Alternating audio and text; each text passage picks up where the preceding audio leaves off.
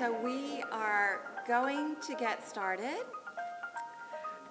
It's really my pleasure. I'm Edie Carpenter, Director of Curatorial Programs here at Greenhill. And it's really my pleasure to host this program. One of my earliest experiences with art making as a child was entering a dark space with earthen floors and watching two figures pull rods of glowing molten glass out of what appeared to me to be a witch's cauldron. And I was actually visiting the first of the glass studios at Penland when it was still a wooden house with pounded dirt floors. And I really cherish that memory that I shared with my dad. Glass is one of the oldest collectible art forms. And when we were thinking about a winter show program, it seemed natural to focus on two of the glass artists in winter shows. And they are kind of both original and still artists from the Midwest. And this is the first of our new Collectors Circle offerings. This new program is for anyone interested in how to begin or build upon an art collection that supports living artists and reflects their own personal story as well. Artist conversations, exhibition and studio excursions, all will enhance Greenhill's mission, which has always been encouraging our visitors to develop an independent eye. If you'd like to sign up, and we have a sign-up sheet right here for this Collector Circle program, we are really excited to offer you a glass demonstration at Starworks that Joe Grant directs. And this will also be accompanied with a conversation about collecting glass that Joe has been working on for us, and a list of artists that he has known about for years and would recommend that we all take a look at. So this talk is going to be in two parts. I'm going to introduce the artists who are really going to give us a deep dive into their studio practice and the way that their art is created, what brought them to this form of art making, and some of the themes that they're evoking in their work. Joe Grant will begin first, and then Brent Key Young. I would like to ask you to hold your questions for the end so that we can get through both talks, and then we'll open it up for questions. Joe was originally from Illinois, as I mentioned, and directs the glass program at Starworks, and where he has been since 2014. After earning his MFA in glass at the Virginia Commonwealth University, he has taught in numerous glass programs, including that of VCU, East Carolina University, Appalachian State, and at Penland. He has been an artist in residence at Pilchuck Glass School in Washington State, one of the great glass venues and schools, and is a recipient of the NC Artist Fellowship. His works figure in numerous collections, including that of the Museum of American Glass, and recent exhibitions, besides Winter Show, of course, include exhibitions at the Tacoma Museum of Art, Chrysler Museum in Virginia, Blowing Rock Art and History Museum, and his works figured in a sculpture survey that I curated entitled Insistent Objects. So here we go with Joe Grant. Thank you. First of all, thank you guys so much for risking your lives in the weather to be here tonight.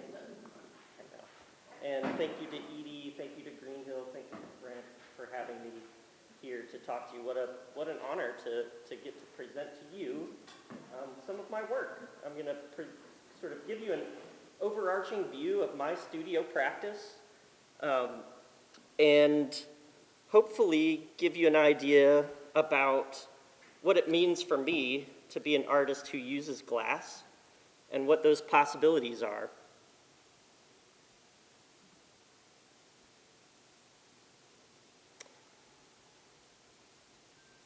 So these first few slides are meant to give you an idea of what it feels like to me to have a studio space. I feel like a mad scientist. I mean, a lot of times when you walk into a room where an artist is working, they tend to have experiments kind of going on in different locations. And if you're like me, they're not all the same project. You're kind of working on what grabs your interest at the time. And so I've had over the years lots of visitors that come for studio visits tell me, you're like a mad scientist. And I thought that was really intriguing. I thought it was an interesting place to posit myself as an artist. But I started to ask the question, what exactly does that mean? Where do we get the idea of a mad scientist from? And to me, that led directly to cinema. And so I started doing a lot of research, which when you're in a graduate program or something, being able to watch old movies as research was like a really cool idea.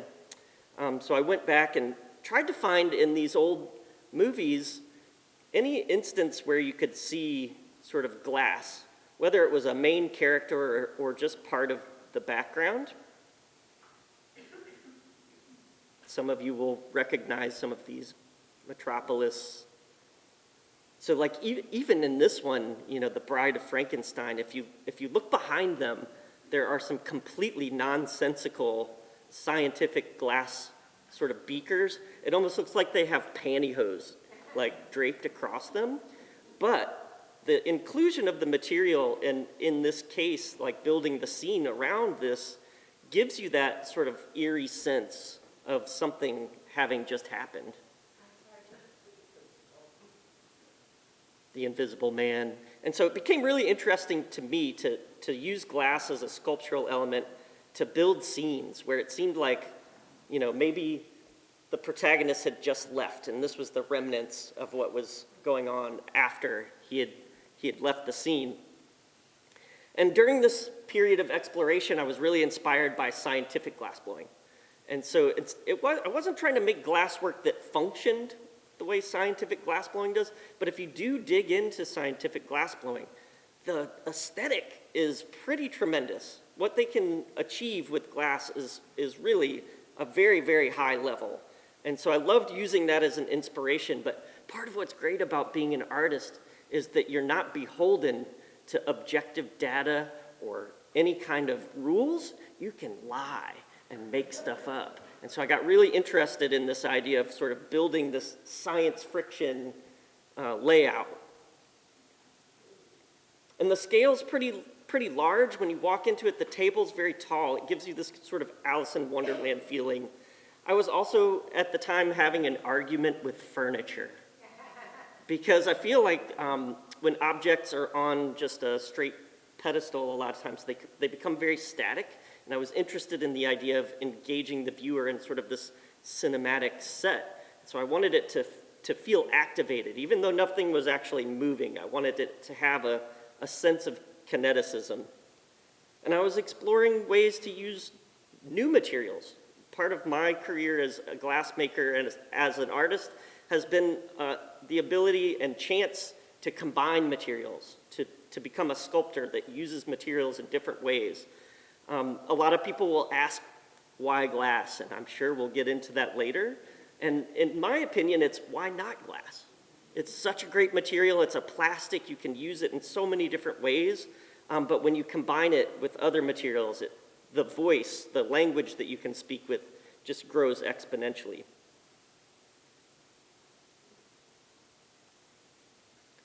So I have a lot of examples of work that I would say is sort of inspired by the cross-section of science and art and storytelling. A lot of things that are developed out of research. I don't want to be didactic with my research. I like to find things that engage me and create problems for me to solve sculpturally, but I want to engage the viewer in a way with an object that they don't need all of that backstory. If you get it and you talk to me or you learn it somehow, that's fantastic. It only enhances your sort of view of the object. And this is something I would say that I enjoy about glass artists that I find are kind of at the pinnacle as well, is that it's not just about the art itself, you know, the object. There's something a little bit deeper behind the surface. So this piece, Bolide's Wake, was made after a novel by Neil Stevenson called Seven Eves. And one of the things they describe in this book is about, you know, if you're stuck in space in a tin can, a bolide is any projectile that can pierce your spaceship or your shuttle or whatever it is. And so this was my idea of what it would look like after this bit of glass had been pierced by bolides just flying through space.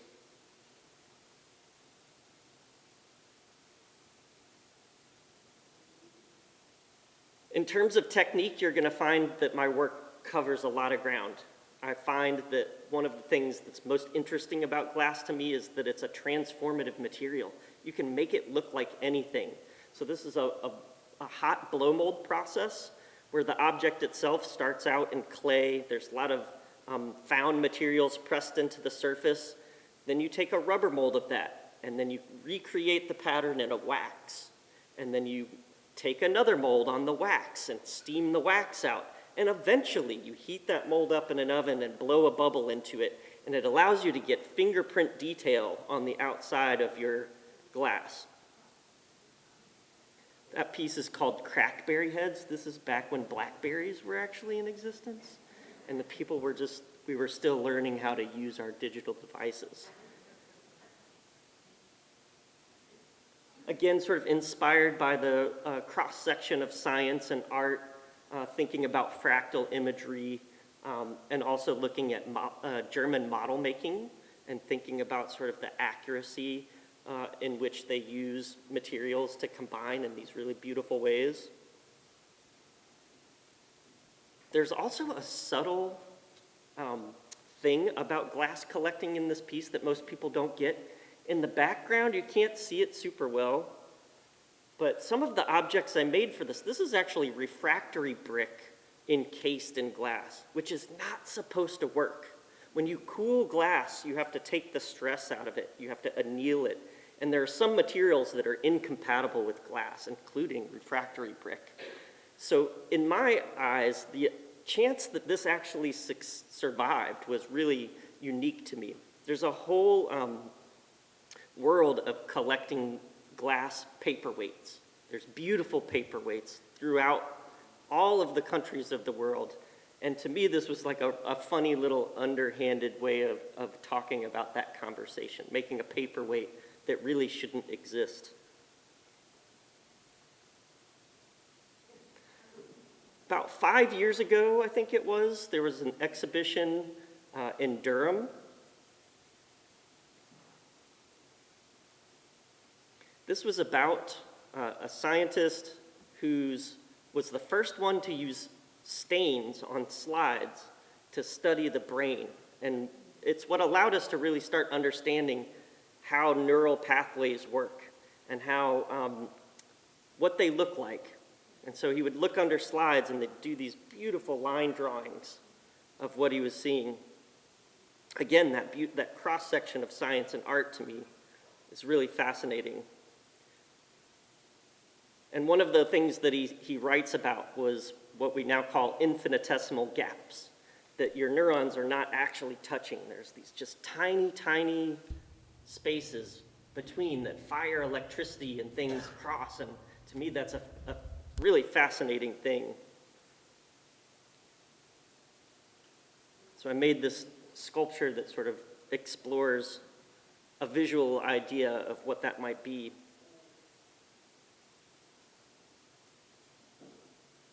Okay, So research-based. Some of my artwork is also experience-based. This piece is all made from ramen noodles. Almost all of us have at some point in our lives been poor enough that we had to survive on ramen noodles. When I was in art school, that was one of those times. I was also just taken by the texture.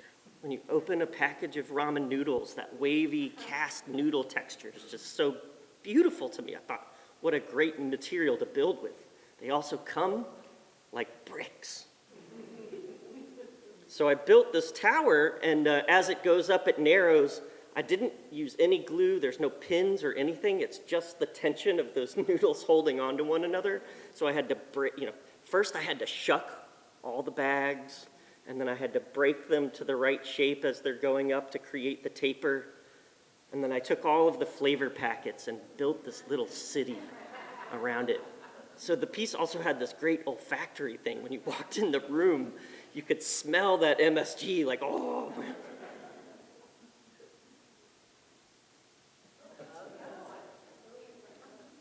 And then, so it became kind of like this religious handout. So I took all of the packages and I cut Amen out and layered them between two pieces of plexiglass and lit them from behind. And then I got to go to Japan, where there's a ramen museum. They have every kind of ramen you've ever seen. And downstairs, it's like Epcot. It's like a 1920s Japanese village, and ramen in Japan is amazing. And you can buy tokens and go to all the different regions and try ramen from all over Japan in this museum. Their ramen noodles are a little different.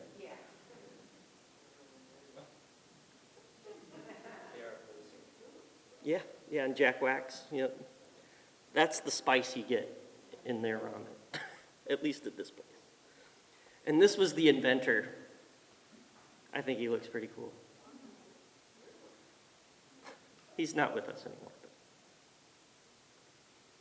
So storytelling, experiences, these are things that are pretty big inspirations for me. Edie will recognize this piece. She was talking about an exhibition that she hosted here. This was a piece that was in that exhibition. The other thing that's really intriguing to me about working with glass is that it's fairly performative. As I hope all of you will come to the glass studio to see a demonstration, there is this choreography that's happening between a team of people in order for a piece to be successful. It's part of what attracted me to working with the material in the first place. This piece was inspired, again, kind of by cinema. There was another counterpart piece that went with it. It was a giant knife that was called This Isn't a Knife, or That's Not a Knife, from Crocodile Dundee. But this piece, which is quite large, inspired a whole performance. So I was invited by the Chrysler Museum of Glass studio, which focuses on glass as a performance, to put together a piece and a performance for their studio. I come from a family of musicians. I was the black sheep. I played drums, so I have a terrible voice. But my sister is an opera singer in Louisville, Kentucky.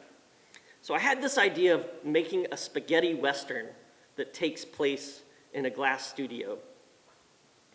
I'm not going to give you all of it. It is a tragedy, and there are two teams. There's a showdown between me and another glass maker who are making glass guns on the spot. It was a ton of fun.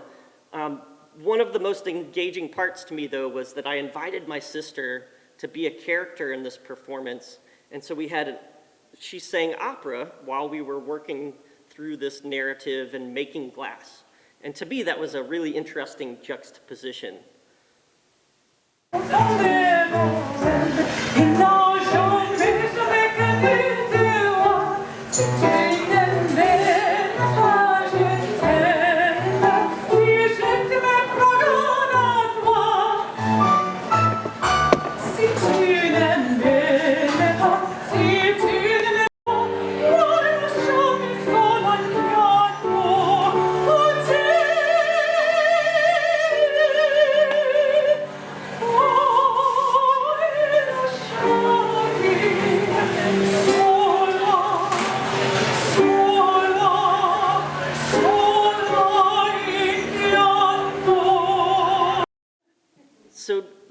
a whole nother type of artwork that's become part of the glass community in a different ways, and I think it's kind of a direction that some artists push towards, is that performance side of what we're doing.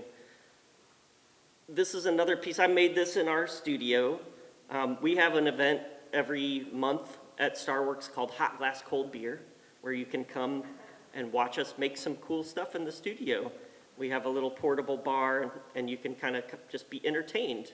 I went on a trip with my father to Oshkosh, Wisconsin, to the, you guys all know, yeah, to the air show there.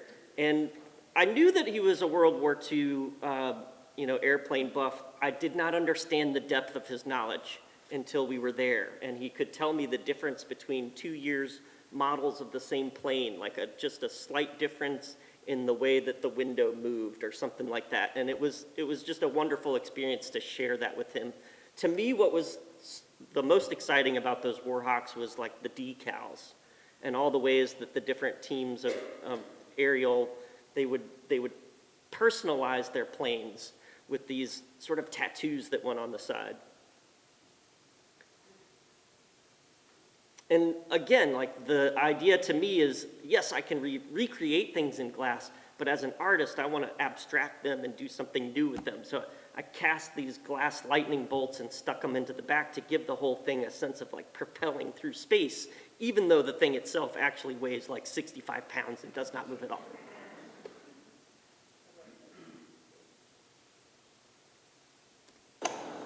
And this is just to give you an idea of kind of what it's like to work in the studio as a team trying to put these objects together.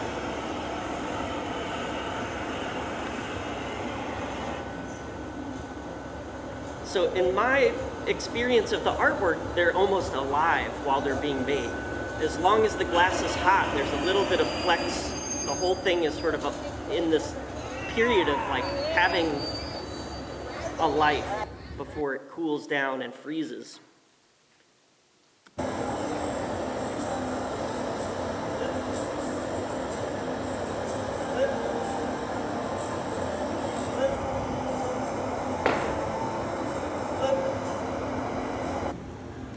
And then sort of the last section of this lecture, I've got about 5 more minutes, is a little bit more on the side of what I would call my design work. So what I've found as an artist, and I'm super lucky, not every glassmaker has the opportunity to work in so many different ways with a material because you're beholden to making a living, right?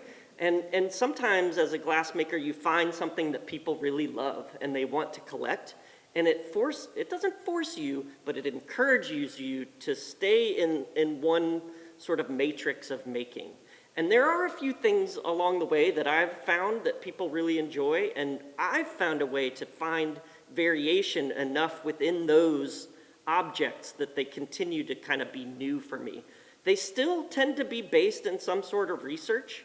So this next series that I'm gonna kind of show you, we're all based in looking at these close-up images of butterflies. And you know, the first time that I saw a butterfly die, I was stirred. You know, watching it struggle and stiffen against the unbeatable force of life leaving kind of made me uncomfortable. And it made me think about, you know, how short their lifespan actually is.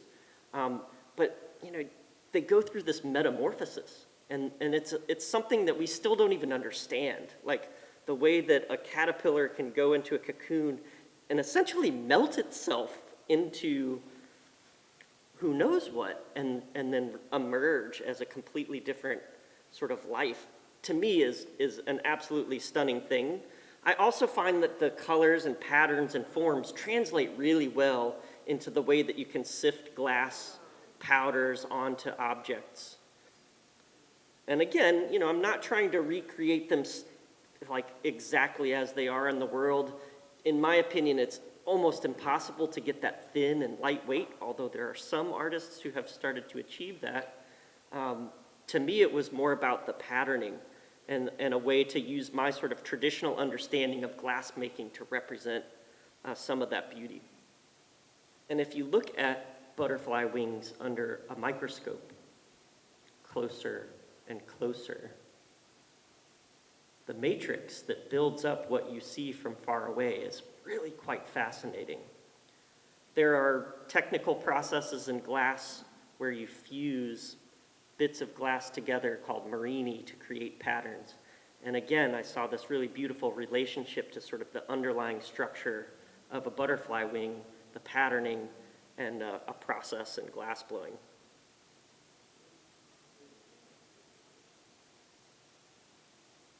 Some of my more recent work, I've been collaborating with a metal worker who works with stainless steel, creating, I call them, these cosmic flowers. They're not based on any one specific fauna. They're just using our imagination, color.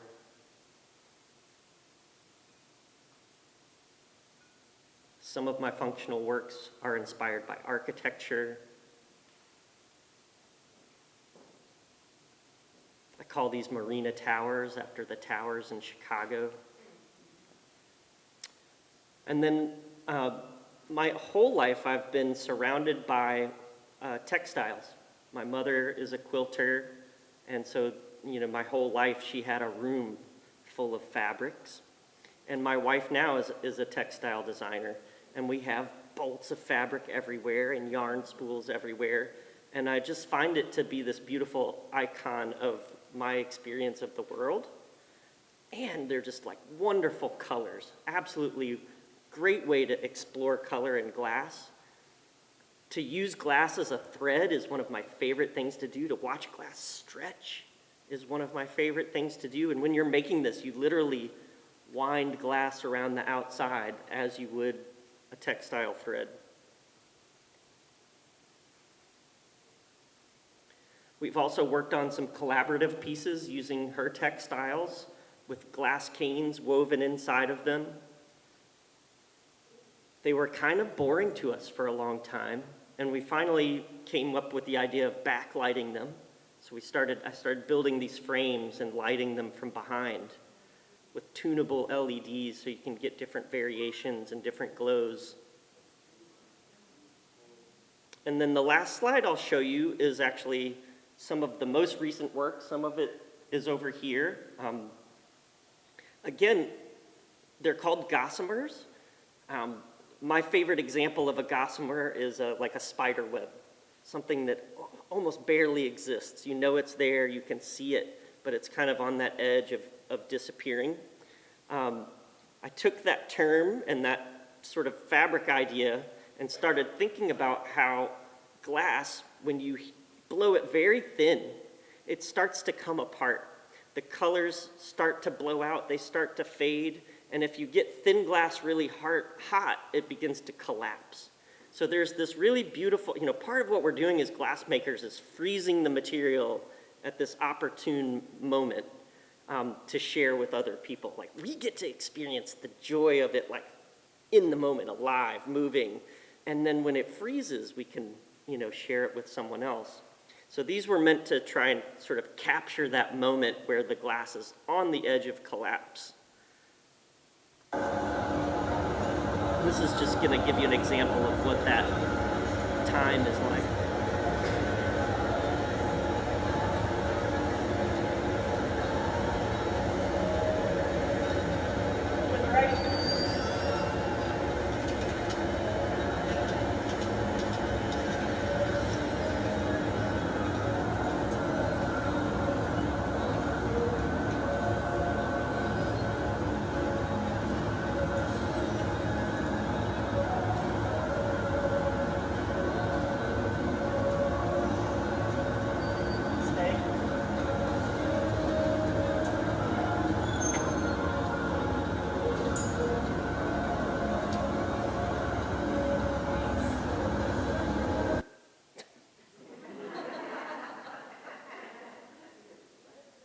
So thank you guys so much for listening. I can't wait to see Brent talk about his work, and we'll answer questions at the end. So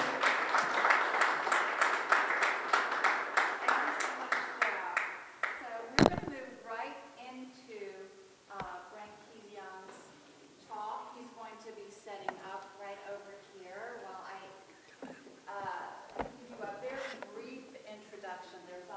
Thank you for that. A 2-minute introductory film. Greenhill is one of the rare adopted North Carolina artists that were able to bring into the gallery once every 5 years, I would say. And these artists, though they live far away, they have a lasting tie to North Carolina. In this case, the connection is Brent's daughter, who works at Guilford College, and is an exhibiting artist, Susanna, in our museum shop as a studio jeweler. So, because of Susanna, Brent has actually visited Greenhill for the past 20 years and saw our early Chichikaka Azu exhibition so many years ago. So we're so happy that he was able to bring these two stunning, absolutely stunning pieces with him from Cleveland, Ohio. They are from his ongoing Matrix series, which he's going to introduce in his talk. Brent lives in Cleveland and has recently retired from the Cleveland Institute of Art? Cleveland Institute of Art, yes. His works are in the collections of the Renwick Gallery of the Smithsonian Museum of American Art, the Cleveland Museum, the Carney Museum of Glass, and the Hokkaido Museum of Art in Sapporo, Japan, among others. Brent was awarded the Excellence Award recently at the Ohio Arts Council for this Matrix series, and has 2 works that are going to be installed at the Seattle? One piece, I'll show you. Yeah, at the Seattle airport. So that is something that's happening right now. Yeah. So, thank you.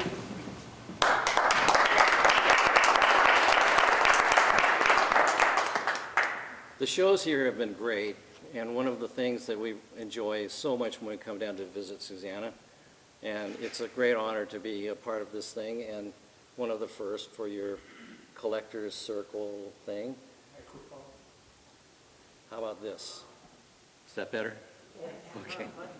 Okay, so I have a short film that'll answer a lot of questions about this series, and then I have a grouping of slides that'll kind of go through my thought process, which is quite different than Joe's, and I hope you like it. So let's take a look at this first here. This is one part of a process that's much larger. Right now it's tedium. I'm just trying to create this matrix, this line of glass that meanders organically into this area right here and fill it so that it's even throughout. So the whole piece will have to get this kind of treatment. And then we're going to build out to the next cylinder and then put it inside another cube. I'm originally from California. Born in Los Angeles, raised in the Central Valley, Modesto. Went on to San Jose State University in engineering. I had a friend at San Jose that introduced me to the ceramics department there. I had gone into engineering to make stuff. The way you built was so formulaized that the ceramics seemed to resonate with me more than engineering, and I had this kind of catharsis and decided that I would change majors. Because this glass that we're using is such a low coefficient of expansion, we can build in this manner, and it takes a lot of shock, so we can put the torch right on it, like this, and it's cold, and it can go from cold to, a couple of thousand degrees in the matter of seconds. It's very durable and very rugged, and we're working with elements that are thin enough to take that kind of shock as well. I think that my studies in school in engineering were a great background for understanding how to work with materials. Understanding the physics of this particular glass as opposed to earlier works that were done in soda lime glass helps me.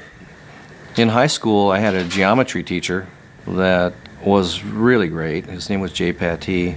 He made geometry so much fun. There were so many theorems and all this stuff you kind of had to memorize. But he taught geometry more like a foreign language. He'd say a theorem, and then he'd have the students say it out loud and repeat it. And he was kind of full of this kind of crazy idea, and I think we learned geometry through osmosis rather than having it kind of pounded into us. But I do go back to geometry a lot in terms of the way I construct things and look at things. Next door to the studio here, there was a Wonder Bread factory. This was a number of years ago, and they tore that down. When they raised that building, at the end, they were shaking all the concrete out of this pile of rebar, and they had a rat's nest of reinforcing rod the size of a house that was left over from the deconstruction. I thought it would be interesting and fun to go in there and weld that rebar together and then take a transit, line that thing up, and cut it into a geometric shape. I tried building a piece out of glass with that, and I constructed it in a way that was a matrix of interconnected glass elements. I showed that in the faculty show, and they were pretty excited to see the glass in this way, and there was a lot of curiosity as to how I was able to make the thing. So that was encouraging, and I started building in that manner. I like to say that life is long, and there's a lot of work left in all of us, so I don't think we're going to retire from making work. I think that's something that we're going to be doing until forever, maybe, who knows.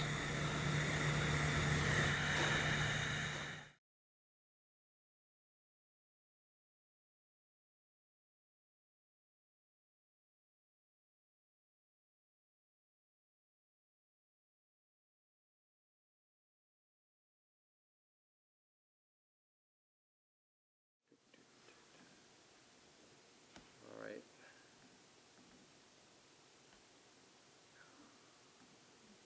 My early work, I worked my way through, pardon me?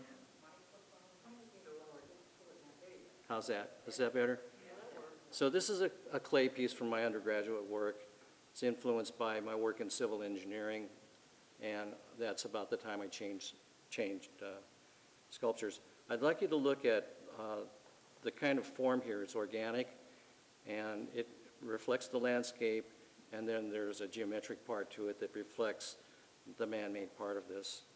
I did a lot of grading and drainage plans for subdivisions when I was in school, and I worked my way through school as a draftsman for a civil engineering firm in California. So we did a lot of travel too in my early years. I've been doing glass since 1969. So we traveled back and forth between Cleveland and California to see our family. The travels through the Southwest really influenced me a lot. This rent right here that you're seeing here is this. So below the ground, this is these are slot canyons out in Page, Arizona. And these are wonderful things to look at. So my influences are more in the land and in geometry, and then there's a narrative to the later things that I've done as well. But please look at the colors in this, as opposed to the high-key colors that a lot of people are using. I refer more to the landscape and to our natural environment. So early on, I tried this idea about working in a group called the Fossil Series. This is me in probably about 1975, flame working, making these kind of fossil-like skeletons of fish bones and things, trilobites and ammonites. And I did a little bit of fishing at that point. And I did a body of work called the Fossil Series. These are blown glass pieces that these negative relief impressions are built into the layering of the piece.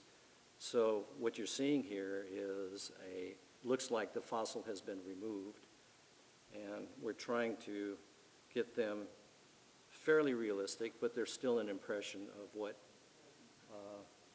what has been there. They're not real, of course. And the colors, of course, are more reminiscent of our landscape. There's quite a bit of chemistry in these things. So my work as an engineer and working in school in science was really helpful. Here's a octopus. And I did also a lot of casting at that time. This is early work too. So these are clay pieces that I use for mold making. And you can see a casting here using those same kind of elements in the piece. Here's an ammonite form. And here's another casting with this kind of shape in it. I don't know whether we want to see that or not. So the casting process was to make an actual object like this that looks like this in clay, and then pouring a mold material around it, and then physically digging the clay out, and then putting the mold in a kiln, and then introducing the glass to it. So this went on from 73 until 2004, when I had my first show of the work that I'm doing now. Here's a building in Cleveland that was raised, and this is what I was referring to, this matrix. There are other kinds of matrices. Joe showed some in his slides. This, of course, is frozen water on a branch out in front of our house. This is a different kind of matrix. And at this point, I think it might be a good thing to talk about the importance of light in the glass work that I've been doing, even in the colored pieces that I was doing before. But the forms that I'm doing now are defined by light, and the way light is captured by the glass. So what you're seeing is not the form. I mentioned those bronze pieces that are over there. You're looking at the light as it's reflected, created by the piece, rather than the piece itself. So the form is defined by the light that's there. Here is a brain coral, right? Another natural thing in the environment. Here's a subdivision. I did a lot of sub work for this kind of work when I was in school. Geometry. So this is a catenary arch. It's an element that we use naturally to build kilns, and it's just formed with a hanging chain. Here's a point down here. So we'll go through a little bit of, this is a distended form. Here it is upside down. So this is Antonio Gaudí, right? And these arches are all catenary arches. It's one of the few things in nature. My wife also is a fiber person. She works with templates, and what do they call those things? The things you cut out? No, not the scissors. Patterns, right. So here's a pattern that I made. Here's some glass elements, and I cut the pattern apart so that I can draw it onto a form that I can use. This is actually the piece that's over there, so I'll go through kind of some steps for making it. So there's a substructure underneath that was these, and then I work over the top of it. So I have to build a form to work over, and I build those forms out of glass as well. So in cross-section, that is an ellipse. There's another geometric shape. And these are all elements that help build the form over which I build the finished form. So I have it suspended on these two rods here, and I'm starting to drop it into this other form that I'm building. And here's the finished piece here in a different kind of light, of course. Here's another catenary shape. So here's the form that I work over. It's an ellipse this way, and it is a catenary this way, a catenary volume. Here is another brain coral pattern. And I don't pretend that I can do this well, but I can use it as inspiration for the patterning, this patterning for organizing the way the shape happens. So here it is, the inside form and the outside form. and I'm starting to suspend it in this shape as a stanchion to hold the whole thing. This is in my studio, which is kind of a mess. Here's the piece. This piece is the one that's going out to the airport. It's been collected for the permanent collection out there. And it'll be on display, they're saying, in March now. So there's going to be a big case out there with 10 pieces in it of different media, and this will be one of them.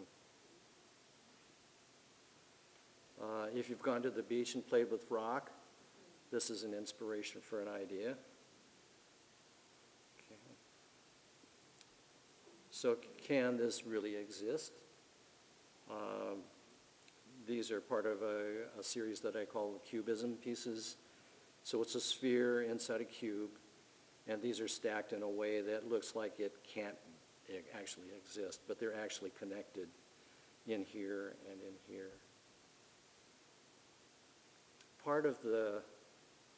One of the natures of glass, we'll talk a little bit about it, is its fragility. It's actually very ubiquitous, but it's also very fragile, and it's also very strong. And this particular series kind of uses that tension, kind of a psychological tension in the forms to either draw you to the piece or have you think about it in a different way, as opposed to the castings, which are very solid, or the blown work, which you don't really think about it that way.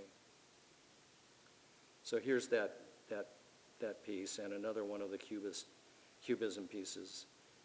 This actually fits inside this, so you can pull it out and look at it. And so you kind of engage it in a different way because you intellectually think about being able to actually move it or take it apart like a puzzle.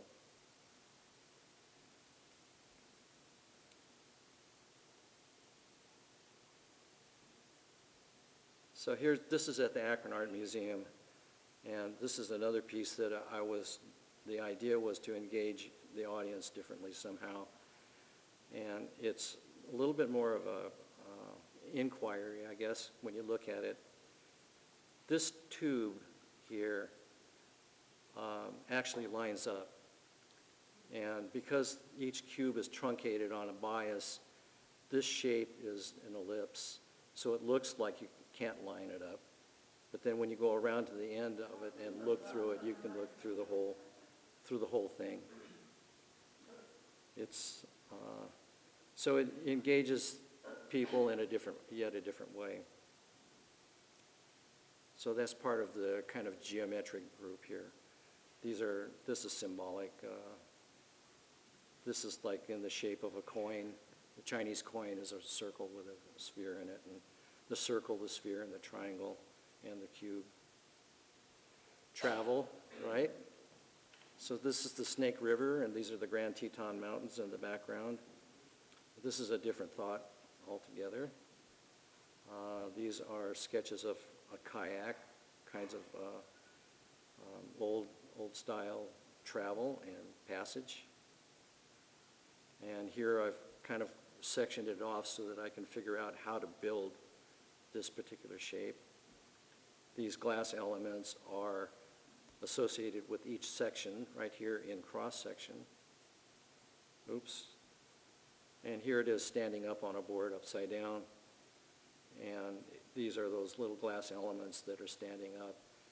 And these meanders here are part of the actual piece. Everything else comes out, so they're not part of how the piece, the finished piece. And I'm starting to work this pattern into the piece.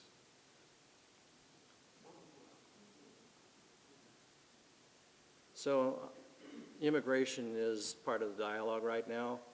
I'm a third-generation immigrant. My grandparents came here. Maybe they carried a suitcase like this, and maybe they put, this so is a marrying of the two thoughts.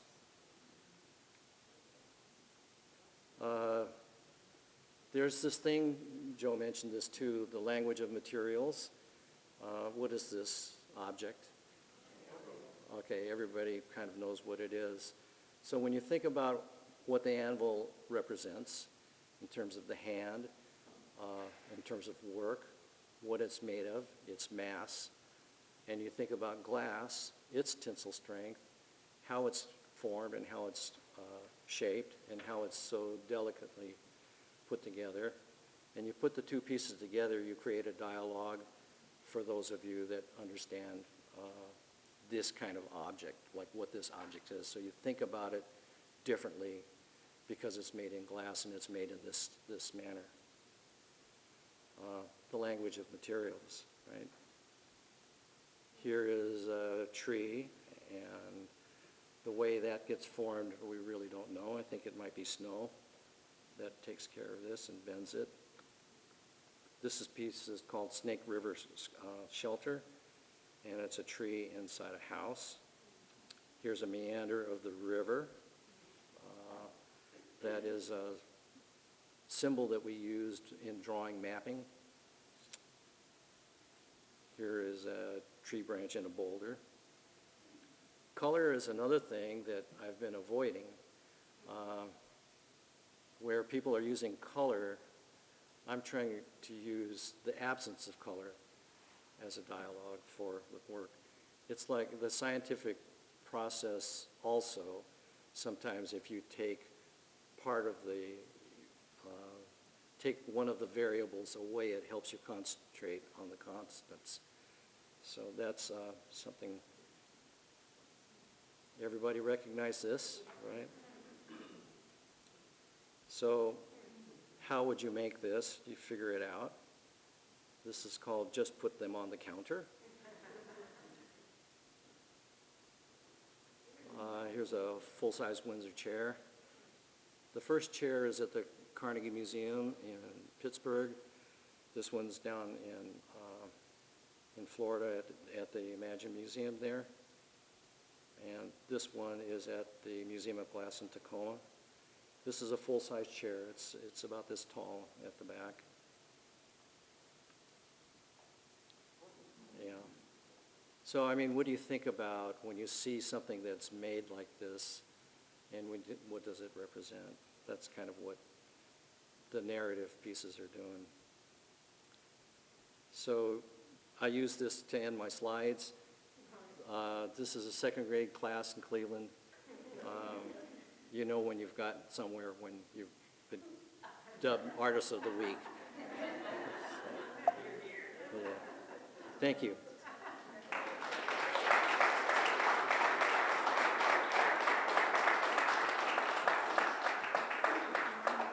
Here for the. Yeah, okay. So both of our artists are going to take a few questions. I know you probably have some. And I'd just really like to thank you again. If you didn't imagine how exciting and versatile and beautiful and complex the art of glass is, I'm sure this talk has really reawakened so many ideas and that I've had about glass, and maybe thought about it really profoundly, and everything from the performance with opera and live glass blowing and the language of materials that we were just learning about is quite extraordinary. So would anyone like to pose a question to either of our artists? Yes. I can't help this for both of you. Have you had an extraordinary catastrophe? Especially, I'm looking at your ladders and your chairs.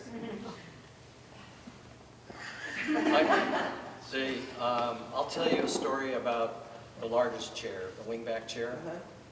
So the collector that had that was in Washington, D.C., and about 4 or 5 years ago, he called me and he says, Mr. Young, are you sitting down? And, yeah, and I said, no, but I can. And he said, well, you realize that we had a 6.8 earthquake in Washington just like 3 weeks ago. And I said, oh, and he says, well, I lost several $100,000 worth of work. He's a collector there. and he said, that's the bad news. You want to hear the good news? Your piece made it fine. I have not had, I've broken castings, and I have shipped this work all over the place. We have had pretty good success. Other people have damaged them. I hate to say that. One thing that is possible, and I have done this, I have, because they're constructed, I can take a bad part out. I even do that when I'm making the work. If there's a part that I don't like, I take it out, and I replace it. I rebuild that section. So the big catastrophe is like the studio shuts down in the middle of the night, and you know your furnaces go out, and then you're down there trying to empty the crucible before the crucible shrinks around this glass and it cracks, and you know those kinds of things. But you know, I don't know. Yeah, or the pot breaks and all the glass starts pouring out the pot. Those are the things that I mean, I'm on call all the time for the studio that I'm at. Our furnace has an auto dialer. So if the power goes out and the temperature starts crashing, it starts calling you. So that's always fun. I think we've probably both seen fires, injuries. Oh, Jack Wax? Oh, maybe you saw the real. I only heard didn't see stories that about happen, but you know, I know he backed into a glory. Yeah. Into Yeah. a drama. Yeah. So. I've seen someone, there's a big metal table that we use to shape the glass. Sometimes it gets hot, but you also want to keep it clean. I saw someone go to wipe it off, leave a layer of skin behind. I've got a scar that goes from here up to about here. I think in terms of art making though, you know you're getting into something interesting when you're uncomfortable. And that means taking risks sometimes. Like I always had this idea that I would love for my sculptures to float. I was talking about my argument with furniture. I wish I just didn't even have to use anything. I wish it was like magnetically hang in air. So I remember I've been working on this piece for probably a week and a half, constructing some wood and glass thing, and left it suspended and went to bed and came back and it had, destroyed all over the ground. But I think those are the kind of catastrophes that you learn from and like become part of your creative process sometimes. Risk is a great word, actually, and not technically, but it has more to do with aesthetically. And I would never have been doing this kind of work that I'm doing now without taking some kind of risk to figure out how to build that very first piece. And in my years of teaching, 40, one of the things that we try to instill in the students is that risk-taking is a part of advancing your work and advancing the study. It has nothing to do with disaster, but it has everything to do with disaster.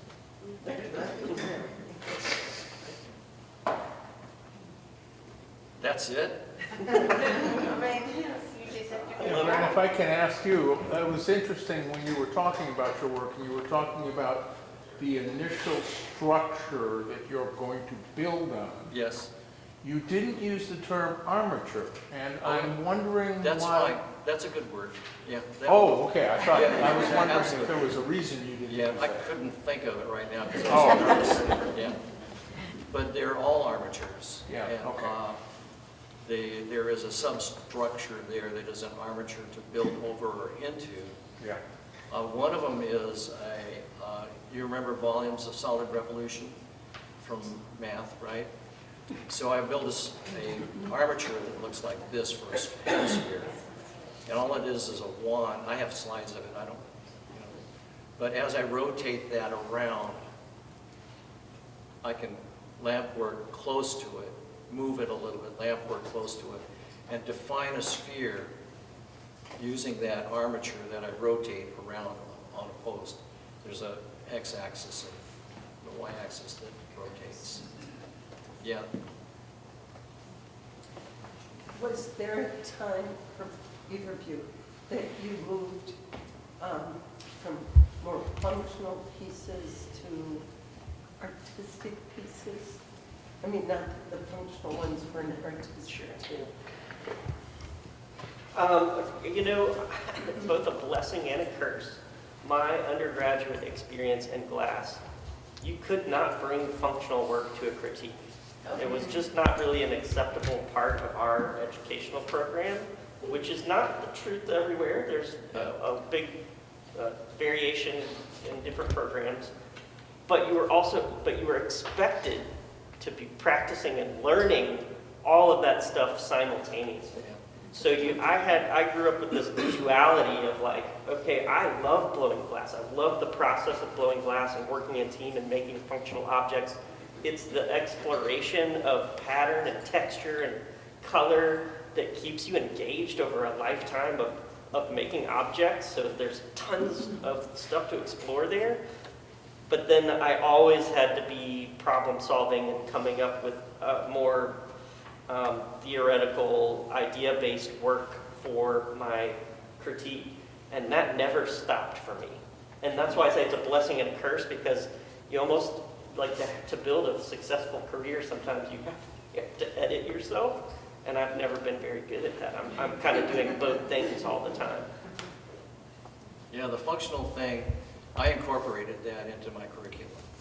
So rather than avoiding it, I tried to use elements of design and use it as a way to help students learn the discipline of the medium, because nothing helps that as well as repetition. So it's like practicing a musical instrument. They learn how to blow a sphere, but if you learn how to blow a sphere really well, it takes time. But you learn about the material. There's nothing,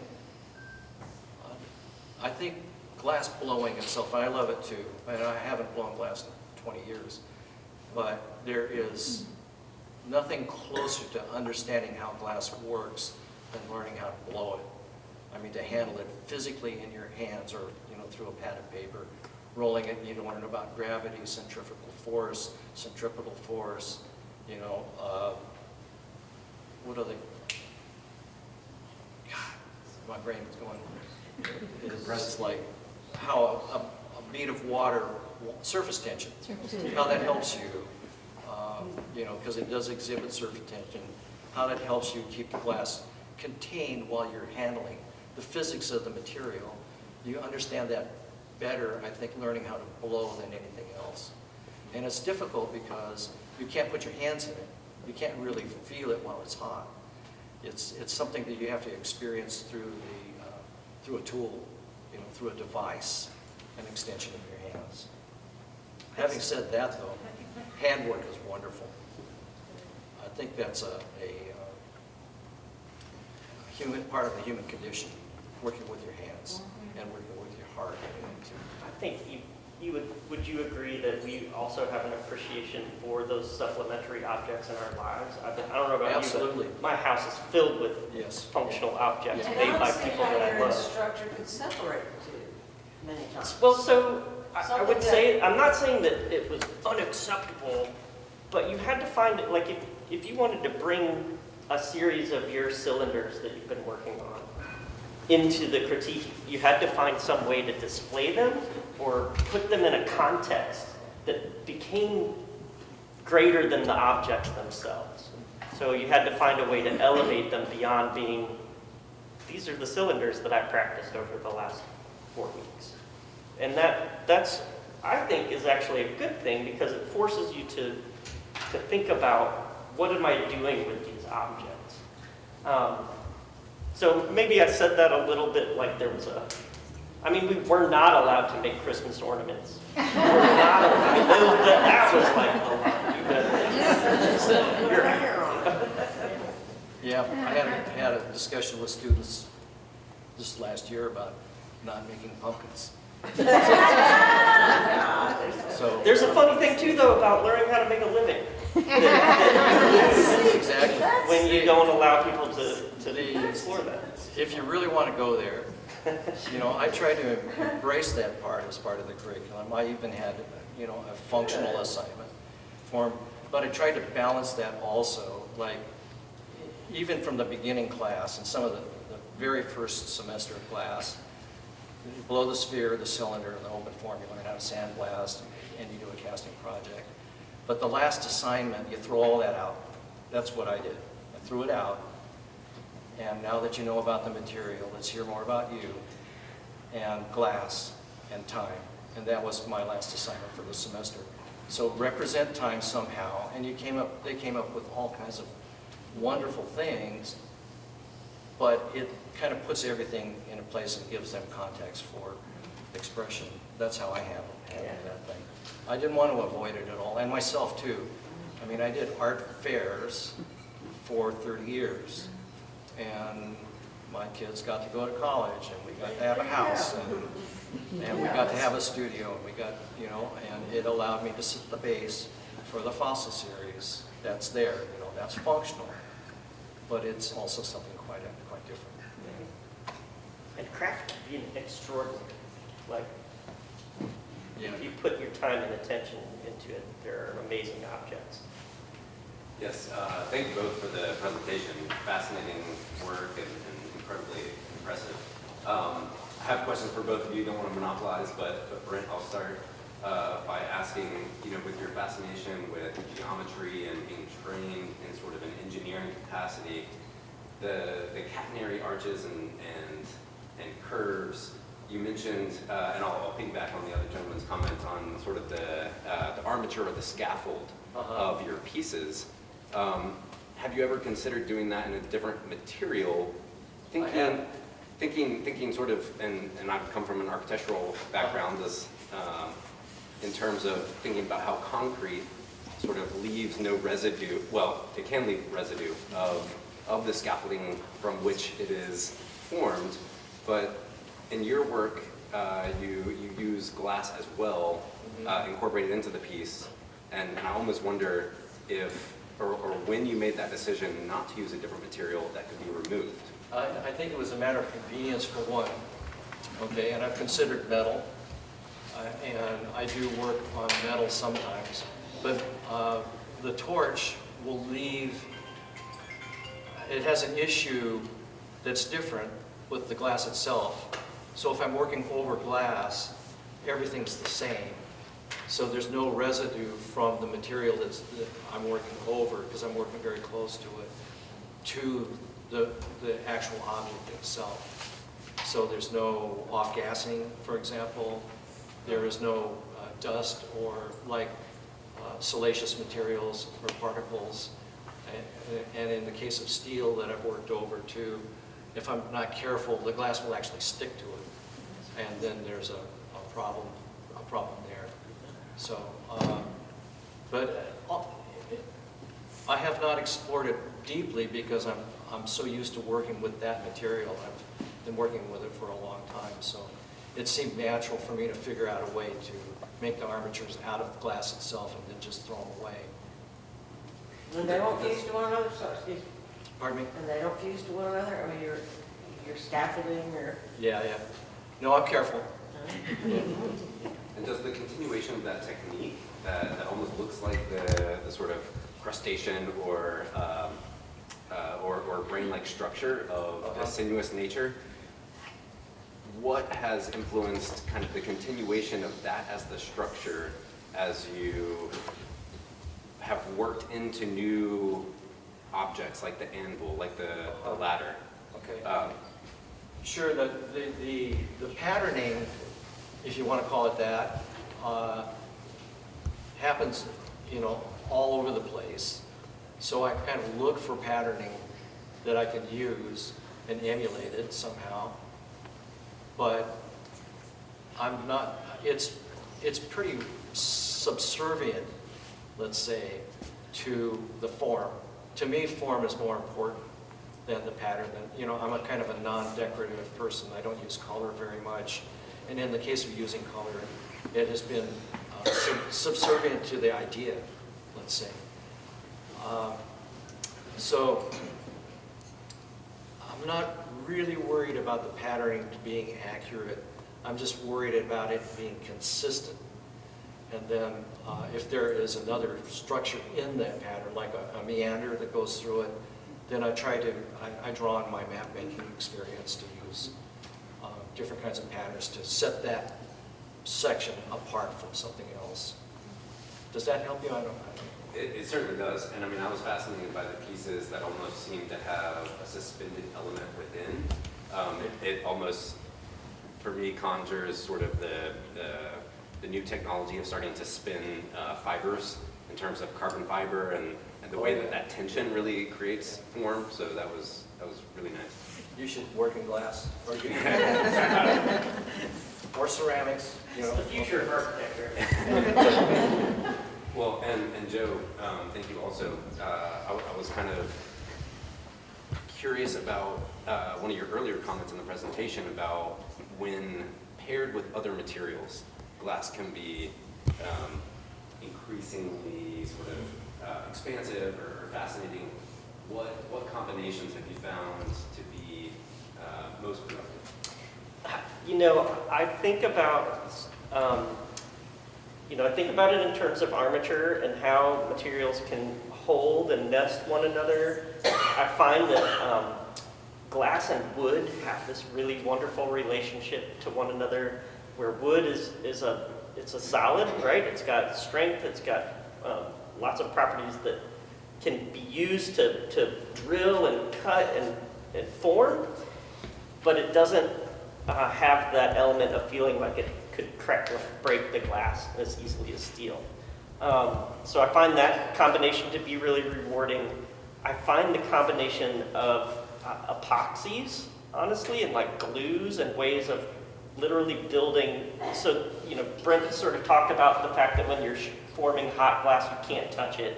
You're always, you know, there's an intermediary between you and the glass itself. And so once the glass is cold, for me, that's an opportunity to introduce foreign materials and create sculptural gestures and problem solve using epoxies and paints and different things like that as well. You're seeing an interesting dichotomy in the sense that, you know, Brent has a very analytical approach. There's a lot of, it looks like a lot of planning and a lot of thinking. I know that at times you're letting the glass sing and move and have its voice. And I'm kind of on the other side of that. There is a plan a lot of times, but it's usually the plan of an idea. And then it's allowing those materials and things to come together to hopefully get that emotion or something across.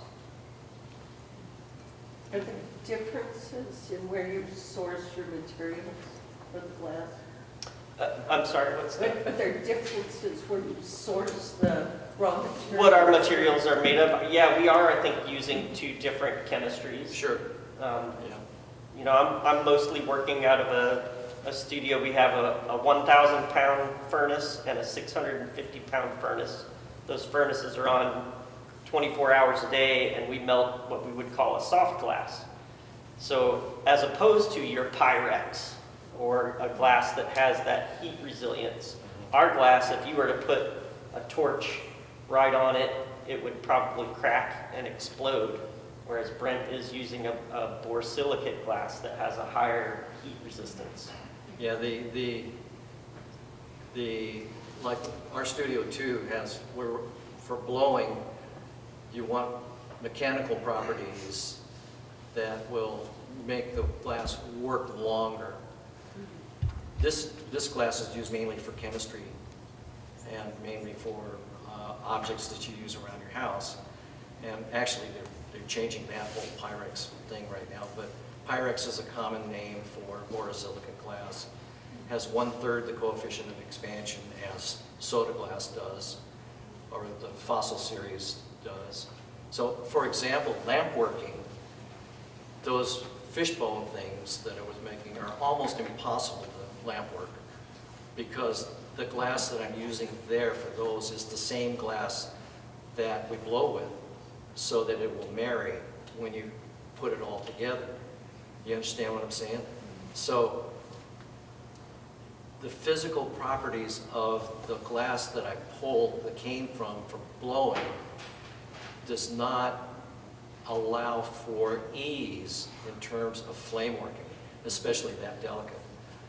So, I mean, there's a catastrophe there. I mean, I'd lose probably, when I was doing that, I was losing quite a bit of that work to breakage, trying to get each one, like one fish skeleton, for example. So the physical properties of the materials, that's where that kind of engineering thing is helpful, is useful, let's say, you know, you kind of figure things out. Those pieces over there too, the glass and the structure of the pieces, it's kind of an architectural problem too. You know, it's to build a thing out of toothpicks and glue that'll hold, you know, 2 pounds of weight or 4 pounds of weight. And you can get around it by the structure itself. For example, there's a curve in a lot of those, kind of a loop. So the expansion and contraction doesn't pull directly into the tensile strength of the joint. It goes around and it bends ever so slightly. So that helps. And also the thinness of, I don't work much more than 5 or 6 millimeters in terms of thickness. So you can approximate, you know, if I were working thicker, even with borosilicate, it'd be a lot tougher and I'd have to work really a lot differently. So this whole matrix thing is built on those kind of elements that are that way. And There's, it you know, is and analytical. if you were to build one of these out of soft glass, you it's would have to also re-anneal it right after. I anneal these Do as you? much as I Okay. can. Yeah. But Kari Russell Poole, I know, and Mark Petrick. they work because they're using color. And they like a particular color palette. So they build in soft glass, Kari does. So that's a different, come to Cleveland and visit these guys. Kari's right down, Kari and Mark Petrick are right down the street from me. Does that help you?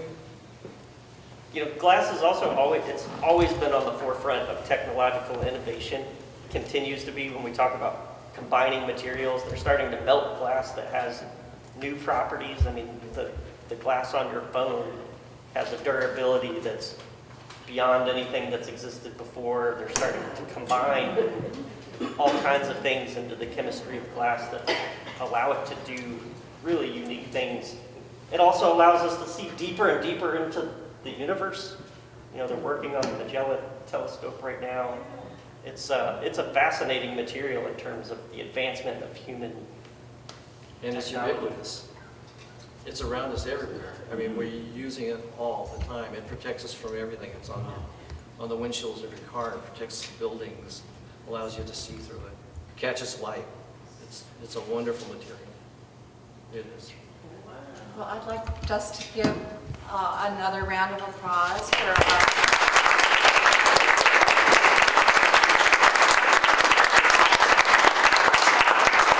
Guys, I'd like to pass this around. This is the sign-up for our Star Wars visit and to see the glass blowing. And if you add your email to this, you will get an invitation. And again, Greenhill is hosting. We are going to decide on the date. It's probably going to be in the next month. Yeah, right at the end of winter show, like, yeah. You guys ought to go. So, Just to give you some perspective, it's a former Fruit of the Loom sock mill. It's 140,000 square feet of space. The glass and if studio you is haven't one part. visited Star Wars, it's absolutely amazing. Yeah, It's there's a lot to the see. most beautiful schoolhouse renovation that, you know, in our area, I would say. Great, come play. And the conversations can continue. We invite you to stay. And